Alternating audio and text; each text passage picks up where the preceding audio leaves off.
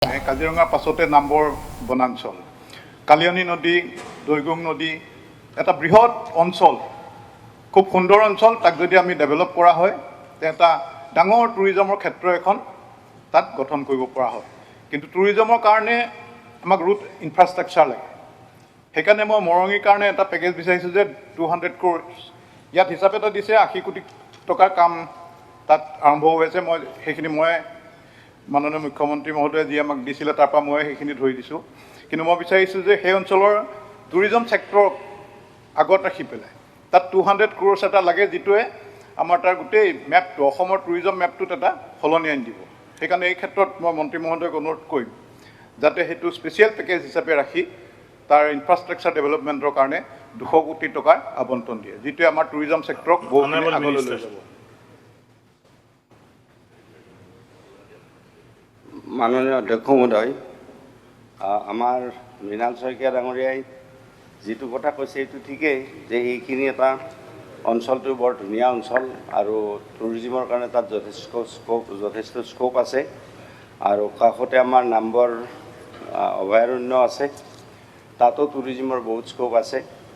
গতিকে পৰ্যায় ভিত্তিত এই অঞ্চলবিলাক নিশ্চয় আগবাঢ়ি গৈ আছে। অধ্যক্ষ ডাঙৰীয়া আপুনি নিজে দেখিছে। আৰু অধ্যক্ষ ডাঙৰীয়া, মই মাননীয় সদস্যগৰাকীক কওঁ যে ইতিমধ্যে সেই অঞ্চলত মুখ্যমন্ত্ৰীৰ পকীপথ নিৰ্মাণৰ অধীনত প্ৰায় 9 কোটি 90 লাখ টকাৰে 8.40 কিলোমিটাৰ পথ নিৰ্মাণ কৰা হৈছে। তাৰ উপৰিও আমাৰ চাহ বাগিচা 21খন চাহ বাগিচাত প্ৰায় 30.76 কিলোমিটাৰ পথ নিৰ্মাণ কৰা হৈছে, প্ৰায় 20 কোটি 93 লাখ টকা খৰচ কৰি।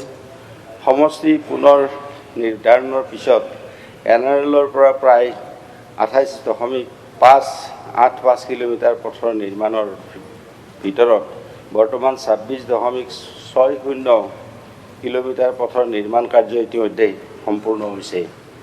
গতিকে বাকী অংশৰ কাম অতি সোনকালে সম্পূৰ্ণ হ'ব।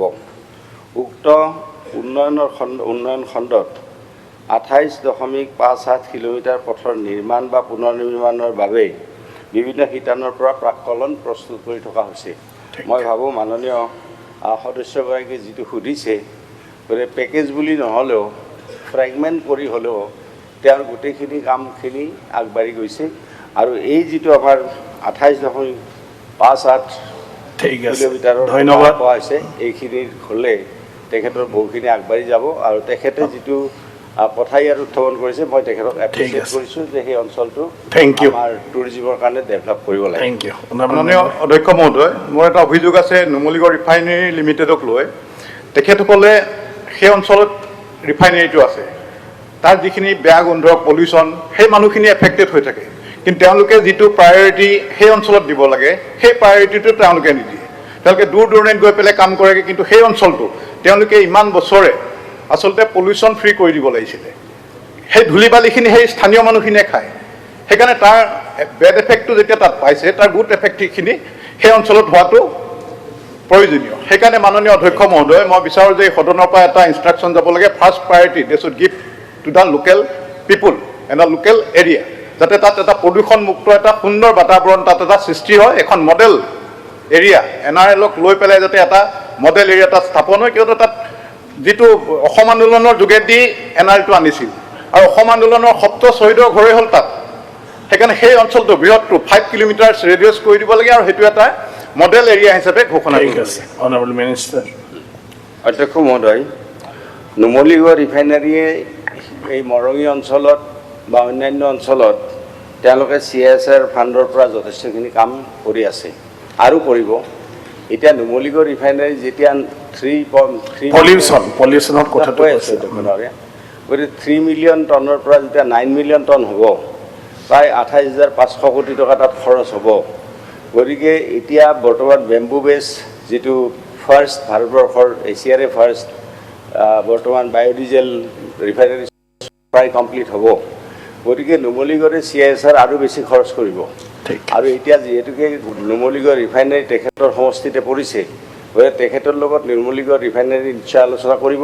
আৰু আমিও নুমলীগড় ৰিফাইনাৰীৰ MD ক'ম যাতে তেখেতৰ লগত আলোচনা কৰি এই পলিউশ্যনৰ কথা যিটো আছে সেইটো যাতে তেওঁলোকে নিৰাময় কৰিব পাৰে তাৰ কাৰণে এইখিনি কথা চৰকাৰে তেওঁলোকক ক'ব। কিন্তু মই অধ্যক্ষ ডাঙৰীয়া এটা কথা মই আমাৰ মাননীয় মুখ্যমন্ত্ৰীক সদায় এটা কথা কৈ আছে যে এটা আন্দোলন বিবৰ্জিত পৰিৱেশৰ কাৰণে আজি এডভান্টেজ আছাম ছাকচেছফুল হৈছে, আজি ইনভেষ্টমেণ্ট আহিছে। এতিয়া মই আমাৰ মৃণাল শইকীয়া ডাঙৰীয়াকো এটা অনুৰোধ কৰিম যে নুমলীগড় ৰিফাইনাৰীৰ লগত সৌহাৰ্দ্যপূৰ্ণ আলোচনাৰ মাধ্যমেৰে যিখিনি CSR কৰিব ল'ব লাগে বা যিটো পলিউশ্যনৰ কথা আছে এই গোটেইখিনি কথা ভালকৈ আলোচনা কৰিলে ভাল। ঠিক। মানে ইণ্ডাষ্ট্ৰীৰ মনত দুখ হ'ব নালাগে, হ'ব। আৰু দুখ হ'লে ইণ্ডাষ্ট্ৰী অসমত হ'ব, ধন্যবাদ। তাৰ কাৰণে এডভান্টেজ আছাম যি ধন্যবাদ। হৈছে। গতিকে আৰু তাৰ উপৰি পলিউশ্যনৰ কথাটো মই বিশেষভাৱে তেখেতৰ লগত আলোচনা কৰিম, কাৰণ পলিউশ্যন কণ্ট্ৰল বৰ্ডৰ চেয়াৰমেনকো মই এদিন দৰকাৰ হ'লে তাত হয়, যেতিয়া ভিজিট কৰিব MLA লৈ হয়। পেলাই কৰিব দিলে হয়। ঠিক থেংক ইউ ছাৰ। ঠিক আছে, ধন্যবাদ। Question number 42 Rafikul Islam. Honourable minister. অধ্যক্ষ মহোদয়, উত্তৰ সদনৰ মজিয়াত ৰখা আছে। হয়, মাননীয় অধ্যক্ষ মহোদয়, মোৰ সমষ্টিত কেইটামান ৰাস্তাৰ কাম 2 বছৰ 3 বছৰৰ পৰা আৰম্ভ হৈছিল।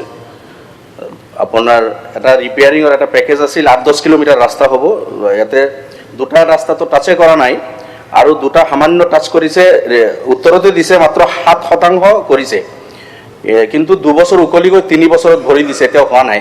তেখেতসকলে লিখিছে যে বাতিল কৰি শীঘ্ৰেই ব্যৱস্থা কৰি থকা হৈছে, এতিয়ালৈকে বাতিল হোৱা নাই মই যিমানখিনি জানো। তো মই অনুৰোধ কৰিম বিভাগক, মাননীয় মুখ্যমন্ত্ৰী মহোদয় নাই, যে এই অতি সোনকালে 2 বছৰ হৈ গ'ল, মাত্ৰ 8-10 কিলোমিটাৰ ৰিপেয়াৰিঙৰ ৰাস্তা, 2টাত টাচে কৰা নাই,